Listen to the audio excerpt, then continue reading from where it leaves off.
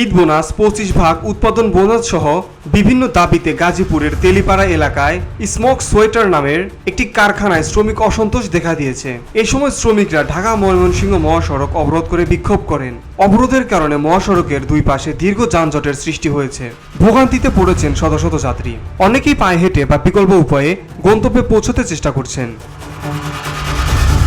আজ শুক্রবার সকাল 10টায় আন্দোলনে নামেন শ্রমিকরা।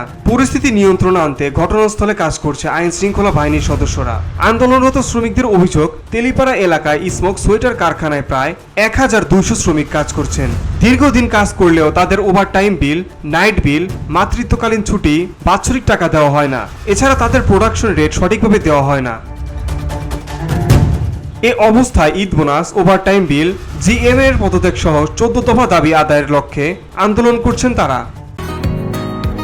বসুন্ধরা, উত্তরা, বনশ্রী, কুড়িল ও বাড্ডা সহ রাজধানীর বিভিন্ন স্থানে অভিজাত ও অত্যাধুনিক মানের ফ্ল্যাট কেনার এক নির্ভরযোগ্য প্রতিষ্ঠান প্লেজেন্ট প্রপার্টিজ লিমিটেড।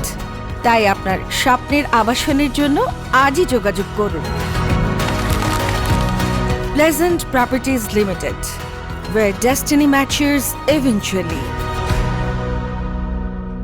গাজীপুর শিল্পাঞ্চল 2 এর পুলিশ সুপার AKM জহিরুল ইসলাম বলেন, ঈদ বোনাস সহ বিভিন্ন দাবিতে শ্রমিকরা বিক্ষোভ ও সড়ক অবরোধ করেছেন। গাজীপুর মহানগর পুলিশ ও শিল্প পুলিশ ঘটনাস্থলে গিয়ে পরিস্থিতি নিয়ন্ত্রণে আনতে কাজ করছেন। VOD Bangla news desk.